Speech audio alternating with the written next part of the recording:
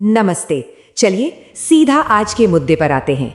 आज के इस विश्लेषण में हम एक बेहद रियल, एकदम ग्राउंड लेवल की बातचीत को डिकोड करने जा रहे हैं। ये चर्चा हुई है राजनेता राहुल गांधी और दिल्ली के ऑटो रिक्शा चालकों के बीच।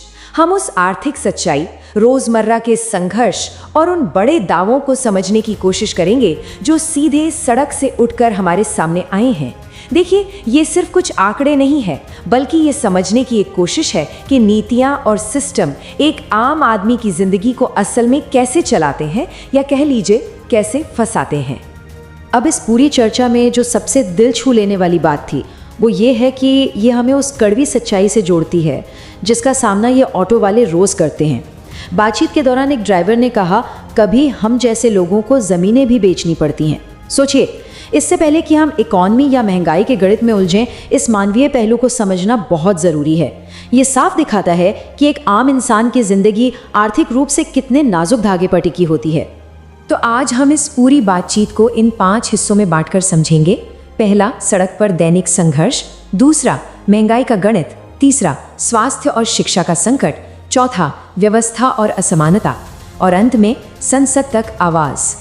चलिए भाग 1 से शुरू करते हैं। सड़क पर दैनिक संघर्ष। हम और आप अक्सर ऑटो में सफ़र करते हैं, है ना? लेकिन क्या कभी उस इंसान के डेली रूटीन पर हमारा ध्यान जाता है जो उसे चला रहा है? ये बातचीत हमें उसी संघर्ष के एकदम करीब ले जाती है। चलिए सीधा गणित लगाते हैं जो एक ड्राइवर ने वहां साझा किया।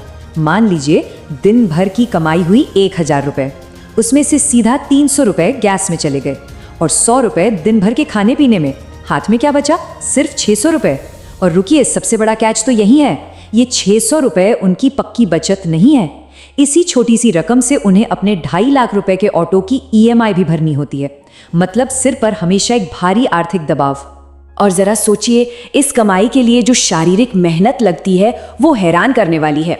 सुबह 8 बजे ऑटो स्टार्ट किया और रात 9 बजे तक लगातार काम। दिल्ली के उस भयंकर ट्रैफिक में हर दिन 150 से 200 किलोमीटर गाड़ी चलाना कोई मजाक नहीं है।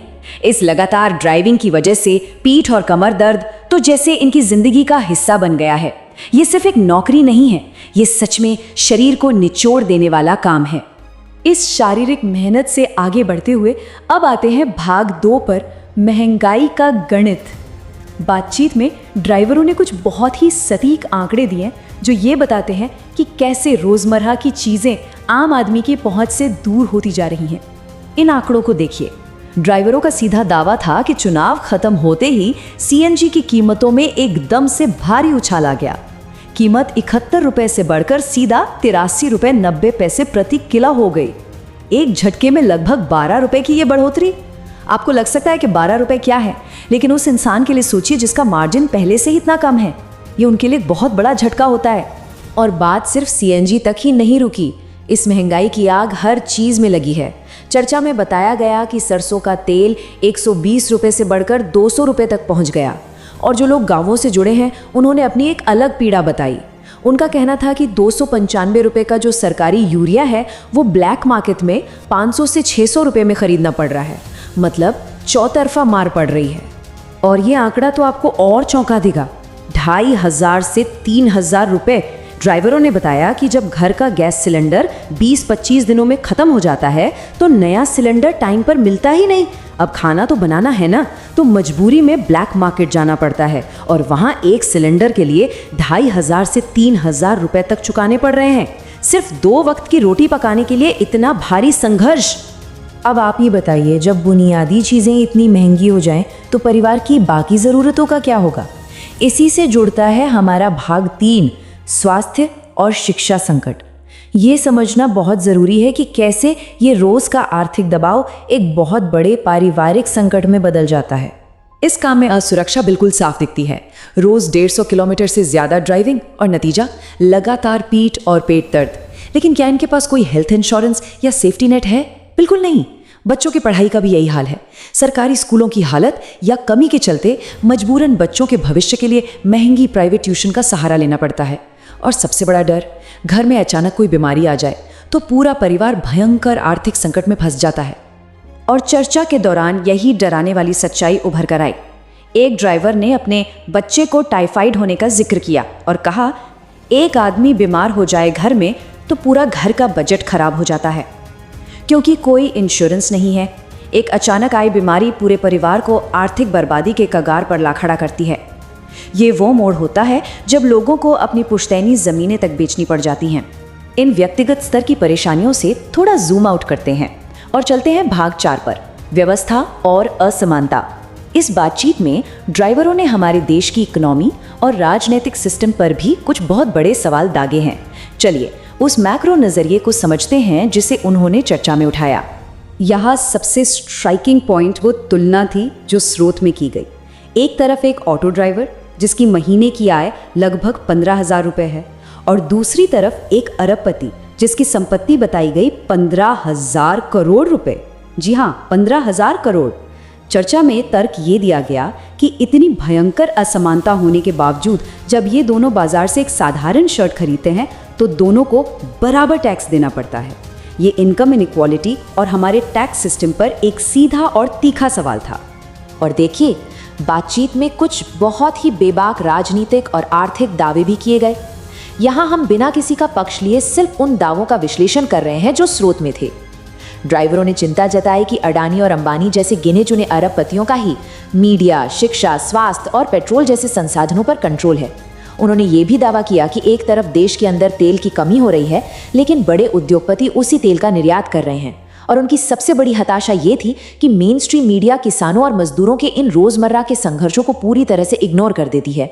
एक और बात जो सच में काफ़ी दिलचस्प थी वो ये कि इन ड्राइवरों की समझ सिर्फ अपनी लोकल समस्याओं तक ही सीमित नहीं थी। उन्होंने ईरान अमेरिका के बीच चल रहे संघर्ष जैसी ग्लोबल घटनाओं का भी जिक्र किया। उन्हें इस बात की पूरी जानकारी और डर था कि दुनिया के किसी दूसरे कोने में हो रही हलचल कैसे यहाँ उनके लोकल पेट्रोल डीजल की सप्लाई को बाधित कर सकती है और उनके काम को एक ज़बरदस्त झटका दे सकती है। तो इतनी सारी समस्याओं और शिकायतों के बाद ये बातचीत अपने अंतिम चरण यानी समाधान की ओर बढ़ी। भाग 5, संसद तक आवाज। आखिर एक आम वर्किंग क्लास इंसान सरकार से चाहता क्या है? अगर आप ध्यान दें तो उनकी मांगें बहुत ही बेसिक और जायज़ थीं। पहला कदम, एक ऐसा सेफ्टी नेट बने जहां बीमार पड़ने पर इंसान को अपना सब कुछ ना बेचना पड़े, यानी बुनियादी स्वास्थ्य बीमा और अच्छी चिकित्सा सुविधाएं मिले। दूसरा कदम, बच्चों के लिए आसानी से मिलने वाली और अच्छी क्वालिटी की शिक्षा, ताकि उन्हें महंगी ट्यूशन के भरोसे ना रहना पड़े। और तीसरा, इस वर्किंग क्लास की आवाज़ को सरकार तक पहुंचाने के लिए एक मजबूत मंच मिले। इन सब बातों को सुनने के बाद राहुल गांधी का क्या रिएक्शन था? उन्होंने वादा किया और कहा, मैं आपकी बात पार्लियामेंट में उठा सकता हूं। उन्होंने भरोसा दिलाया कि वे इन चिंताओं को, सड़क की इस असली आवाज़ को देश की सबसे बड़ी पंचायत यानी लोकसभा तक ले जाएंगे, ताकि इन बुनियादी मुद्दों पर सच में कोई ठोस कदम उठाया जा सके। तो इस पूरे विश्लेषण के बाद एक बहुत बड़ा सवाल हम सबके सामने आकर खड़ा हो जाता है।